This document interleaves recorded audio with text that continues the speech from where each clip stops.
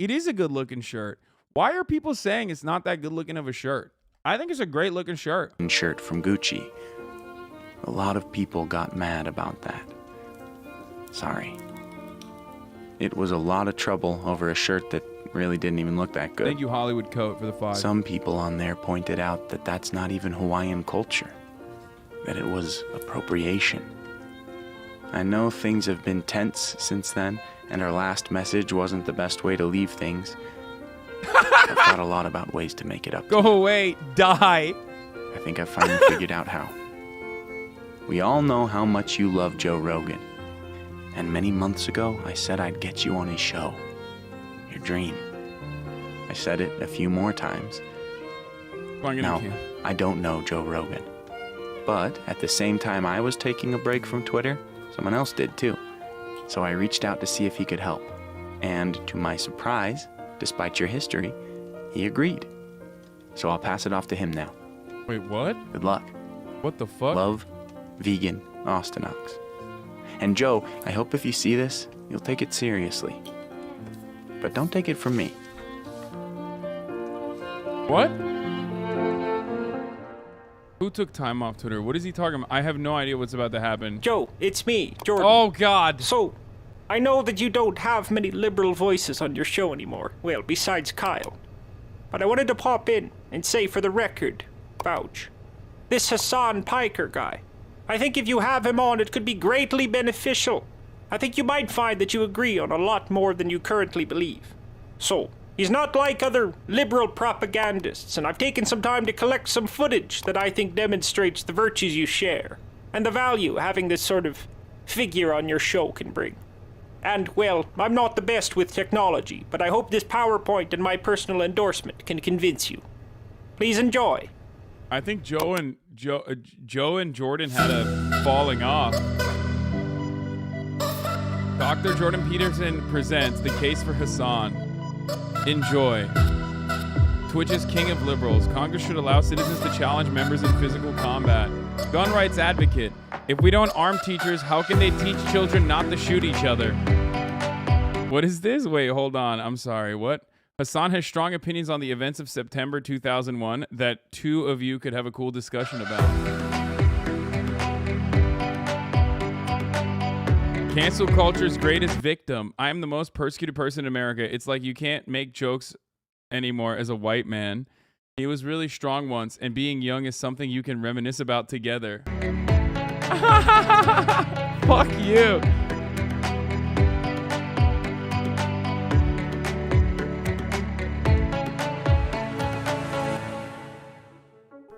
Joe, I am not hyperbolizing when I say that on the internet in today's age, there's no greater defender of your ideas and ideals than Mr. Piker. Dude, you guys have not heard Joe Rogan, I feel like.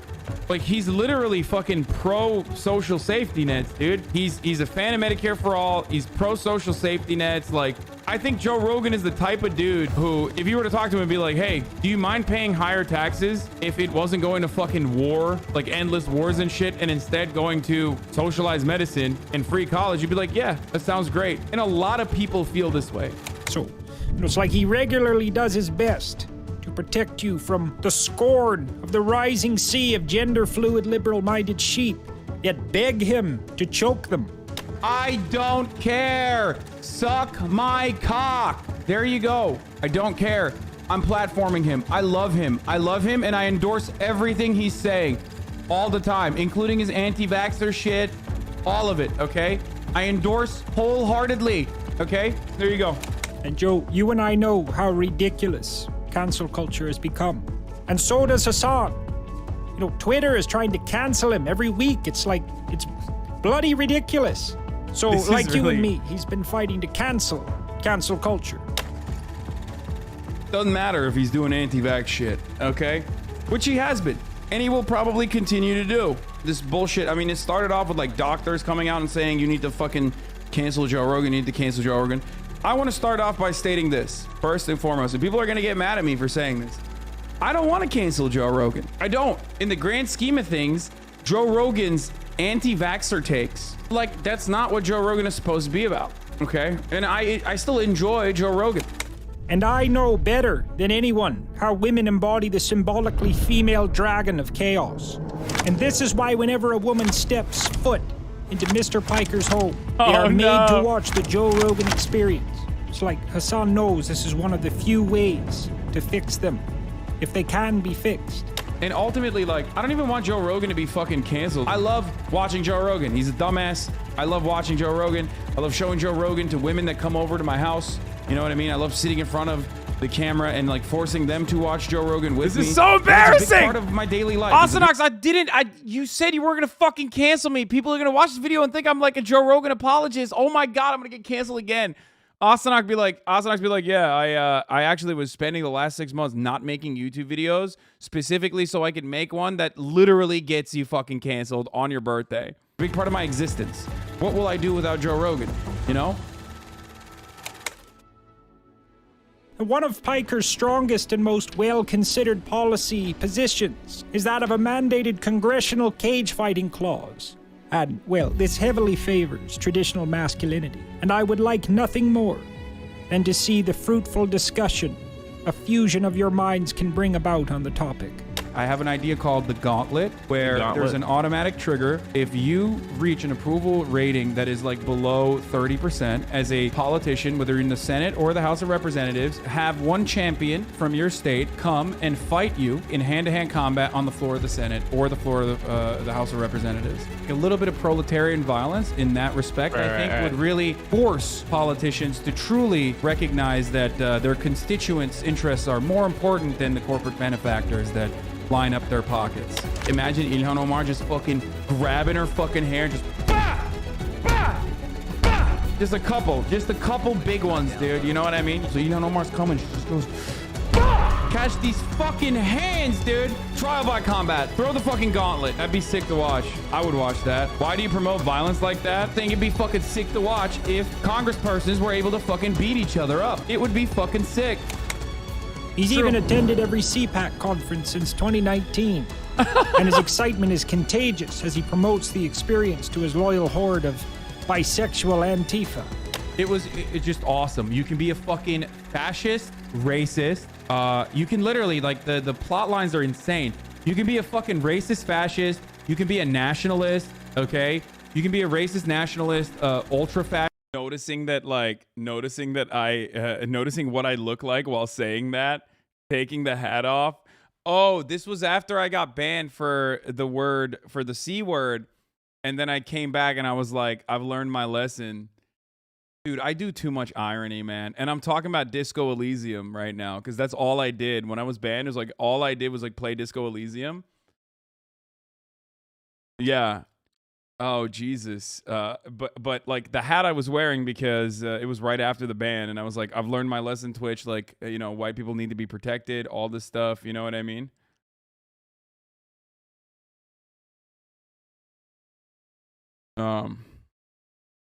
Nationalist. Okay. You can be a racist nationalist. I take the hat off because I'm like, this doesn't look too good. Ultra fascist. You can be a fucking moralist, neoliberal. Middle of the ground, like I only want to make sure that everything like I'm defending the status quo. You can be a fucking, it's just awesome. It's so sick. It's so fucking dope. In addition, Mr. Piker loves the Second Amendment. He loves to shoot. He's been a lifelong proponent of arming young men and women. Mr. NRA, you have a better solution on the table? Arm America's women. I mean, that's literally what. Yep, like it worked, it worked, it worked, it worked, it worked, and it's been working. And that ties perfectly into the Kyle Rittenhouse case, okay? And I hope you know I would not say these things if I did not wholeheartedly believe in the possibility of a blossoming friendship between the two of you. Joe and I have the same problem with our mic stand, by the way. We have the same mic stand and the same mic. As the premium Joe Rogan archivist historian, I'll tell you that he has like a very weird chair where he kind of stands on it. I'm still, of course, never going to be as good as Joe Rogan. Joe Rogan is like actually good. Joe Rogan would beat my fucking ass. Like, of course he would. If Trump wasn't around, you look at Ron DeSantis and go, that's the guy. Yeah. He's strong. Or Pence. He's reasonable. Yep. They're right. They're literally right. They're right. Stop. I'm not that. Come on, dude. You can't. God damn it, bro. He put like fucking clips of me being sarcastic. And then he put clips that don't fit with one another unironically. And it made it, oh, Jesus, dude. He's actually going to get me fucking canceled. Right about this. They're 100% right. They're so right. I didn't even say that about Joe in that one. They're so fucking right. He's just clipping. He's there clip are chipping. human uses for ivermectin, which has been around for a very long time. Telling me, the #1 Joe Rogan fan of many fucking years, a person who has literally sat down and talked to him for hours in the past. Dude, how can you not love Joe Rogan, dude? How can you not love this ape, dude? This is the reason why I think Joe Rogan's an interesting person. Dude, Rogan himself admits he's fucking stupid, okay? It's part of Rogan's appeal is that he's stupid. Same part of my appeal as well. I'm stupid. This is the point where I tell you why this person was profoundly influential in my life. Something that I don't know if I've ever revealed to any of you before. When I was a young lad, a young boy coming into Los Angeles, I was a ginormous fan of Joe Rogan. The reason why I loved him, it was not that he had so much money. It's that he didn't care. He went off the beaten path and did what he wanted to do, which was have a podcast. I want to have my friends over, have conversations with them. And, you know, people will watch me because it's fun and it's entertaining. And I love that. That's something that I always wanted to do. I tailored my career trajectory with that kind of influence, hoping one. This part is true, though. I mean, I've talked about that. That is unironically true. Like, it's so funny because, like, I have also bouldered him so aggressively throughout the years, like so aggressively, and like half that stuff is like either clipped out of context or half that stuff is obviously sarcastic, but that part is 100% true. Like that was something that I thought was like incredibly important. It was impactful in my life. One day that I could also have a community that I've cultivated.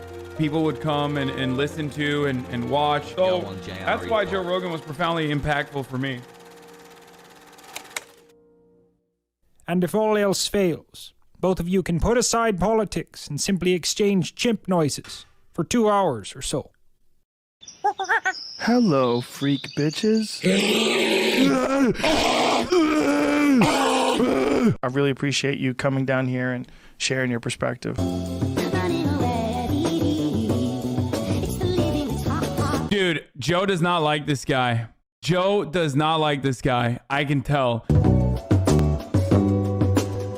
God damn it, dude. How dare you? Oh, this is Mason Hunter, the amazing Jordan Peterson voice actor.